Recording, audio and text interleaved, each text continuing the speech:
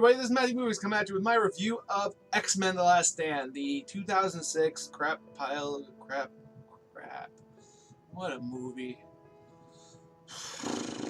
Let's get into it. I think this movie absolutely sucks. I mean, I think there are a few moments in this film that work exceptionally well, and that makes it all the more infuriating because there are nuggets in this movie that make me understand that somebody behind the scenes understood these characters, understood what this story should be, understood the gravitas of some of these moments. I mean, for instance, when this I will say right now, there are going to be spoilers all over this because I can't talk about this movie without spoiling lots of stuff, okay? When Professor X gets killed, right? There's this moment where Pyro's kind of celebrating and he's like, "Arr!" And then Magneto turns to him and like chastises him and says, Charles Xavier did more for mutants than you will ever be able to understand. And basically threatens him that if he keeps talking like that, he'll destroy him. And I was like, that is perfect. That is what this story should be. Those are the characters from the comics. And more importantly, those are the characters that have been set up in the previous films. That is awesome. And then there's all kinds of other moments like that. Like the way that Wolverine deals with Jean Grey at the end, the sorrow on his face, and the way he has to keep fighting to be able to do it, and the way she allows him to. I mean, that works perfectly. Beast! Just awesome in this movie. And there's scenes like this throughout. There's all these little moments that you're like, yes!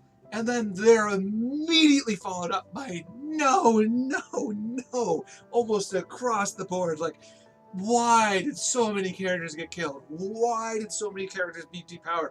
Why is Juggernaut yelling, "I'm the Juggernaut, bitch"? Yes, I understand. It's a reference to a stupid cartoon that was funny on the internet for several years. But come on, you don't put that in your movie if you want it to be taken seriously. Why does every mutant that they're fighting have the exact same power? Why is the story so bastardized? I mean, I understand that they could never really do the actual Phoenix Saga, or at least not in a single film. That would be a massive project. That would be something that you'd have to really start and pay off over a long period of time. And that's not what they wanted to do here. I get that. But what they did was just so like imperfect, and like there's so many infuriating moments in it, and like they introduced there's so many mutants in this. Like, why is Angel in this movie if they're not gonna do anything with him? I mean, he's in like 4 scenes, and yeah, his character arc is pretty decent, I'll give them that. But if you're gonna introduce Angel, you gotta let him do something. You could have had that arc, but also have him interact with the other mutants other than that last second. And I'll also say that the effects in this movie, in certain parts are great, certain parts suck. Like, I love the look of Angel's wings, for instance, but the way that so many of the scenes play out, they look so animated and lame. And it's just so, this movie frustrates me to no end. I mean, look, how could you possibly kill Cyclops off screen? Who would do that? I mean, he's been one of the original X-Men from the comics, but he's also from the original film, and he's been a major part of the story of this trilogy up until this point. And they kill him almost immediately off screen. I know that he was working on Superman Returns. I would have preferred that they just didn't even have him in this movie. Say that he's off in Timbuktu doing something, but to kill him off screen, I mean, at the very least, show his death. He was on set. There was no reason to have it be an off-screen death, and then revealed through a pair of sunglasses floating. It's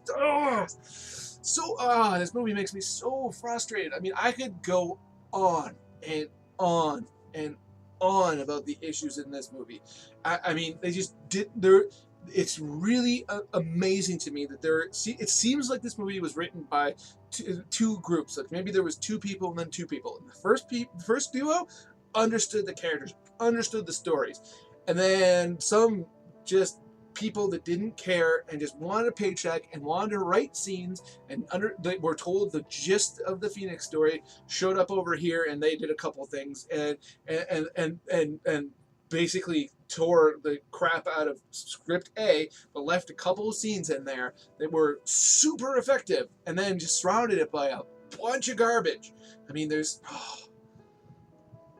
why is Multiple Man in this movie? I mean, he's literally there for one scene.